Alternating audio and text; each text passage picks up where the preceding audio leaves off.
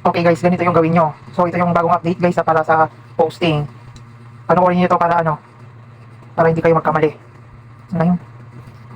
Example, nandito na yung posting nyo. So ngayon, ang gagawin nyo is basahin nyo itong mga information para hindi kayo magkamali, para hindi masahin yung pagpo-post nyo. Ngayon, kapag nabasa nyo na at napanood nyo na itong video, ayan, ito na.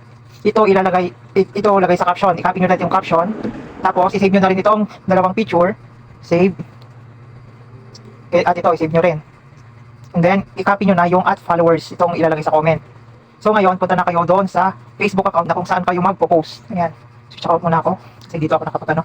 So ngayon, mag-post na kayo. Start posting now. I-paste nyo na yung kinopy nyo kanina na para sa caption. Then, i-add nyo na yung dalawang picture na inano nyo kanina. Then, huwag nang pagpatumpik-tumpik pa, i-next na, and i-post na.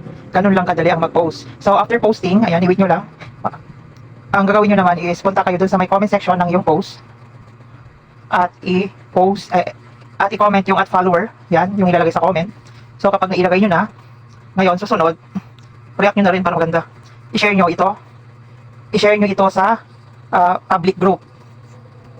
Tandaan pa, public group kapag pag pindot nyo ng share, ayan, nandito sa baba yung group o may group dito sa baba, i-click nyo yung group, then maghanap kayo ng group na kung saan nyo pwedeng i-post itong itong i-share nyo na post. Sample ganyan. Dalawang guys, dalawang tulungan sa pag-angat. And promote trends. Then check nyo na and save nyo. And then ilagay nyo dito yung yung caption na ilalagay, yung nasa caption, tapos ilagay nyo na rin dito yung sa comment, yung ilalagay sa comment.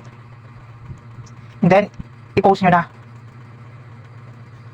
Just make sure na hindi naka-pending yung post nyo at naka-publish na siya. So kapag naka-publish na siya, ayan, nakita nyo na yung nandiyan na yung post ko, i-share nyo na, share and copy link.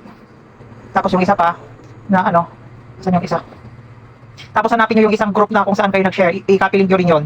And then pagkatapos yung makopy, punta kayo doon sa may form. Yan. Click the form. Then ilagay nyo yung link of your post. Punta muna kayo sa post. Sa post nyo. Share, copy link, can go back, then paste, then your shared post link, yung unang share nyo na sa group, ilagay nyo dito yung link.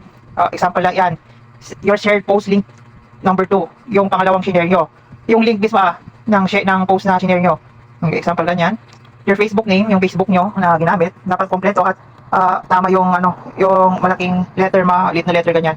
Telegram, username ang ilagay nyo, hindi yung name nyo. Then payment method, GCash or Paymaya. So